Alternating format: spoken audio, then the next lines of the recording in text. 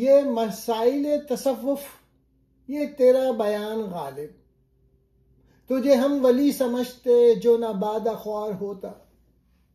یہ شعر مرزا غالب کے مخصوص انداز مزاح، خود آگہی اور طنز کو ظاہر کرتا ہے۔ شاعر کہتے ہیں، تو تصوف، روحانیت اور حقیقت زندگی کے ایسے مسائل بیان کرتا ہے کہ کوئی بھی سن کر یہ گمان کر لے کہ تو کوئی بزرگ ولی یا خدا رسیدہ شخص ہے۔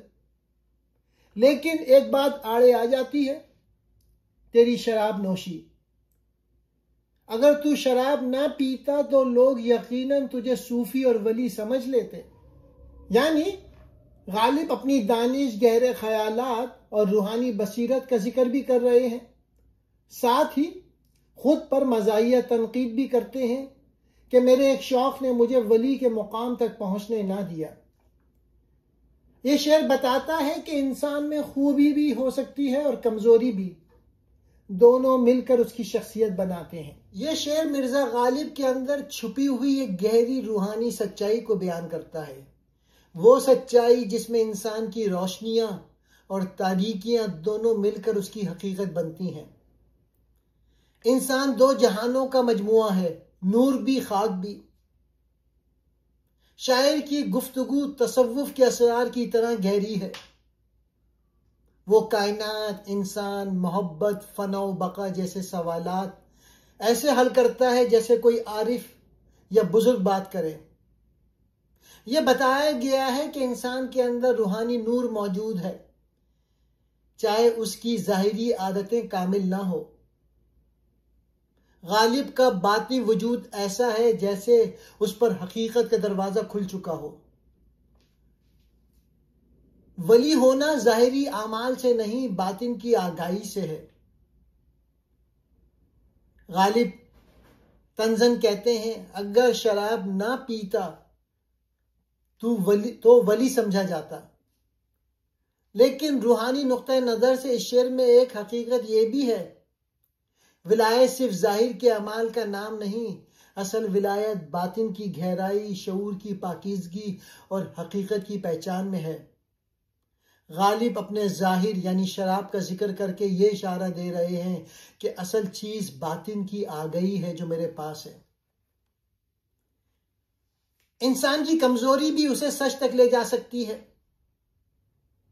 تصوف میں ایک اصول ہے، خطا کا شعور انسان کو حقیقت کے قریب کر دیتا ہے، جبکہ خود پسندی اسے دور کر دیتی ہے۔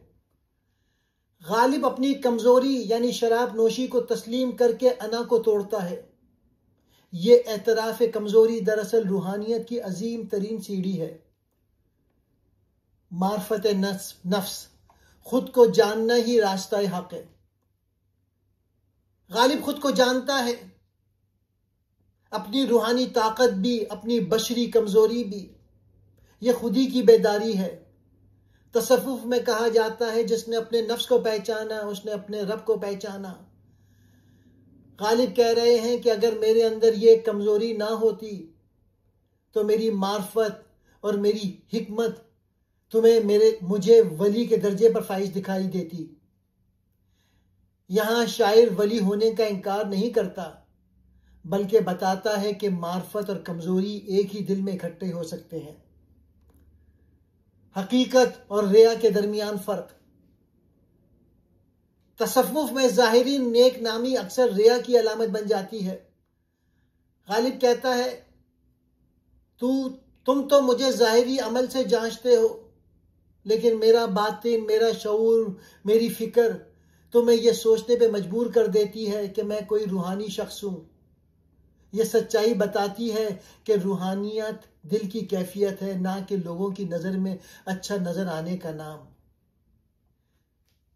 اس شعر میں غالب کہتا ہے، میرے اندر حقیقت کا نور بھی ہے اور انسان ہونے کی کمزوری بھی۔ اگر تم صرف میری روحانی بصیرت دیکھ لو تو میں ولی لگوں، مگر اگر ظاہر کو دیکھو تو میرا حال اور ہے۔ انسان دونوں کا مجموعہ ہے، یہی اس کی اصل حقیقت ہے۔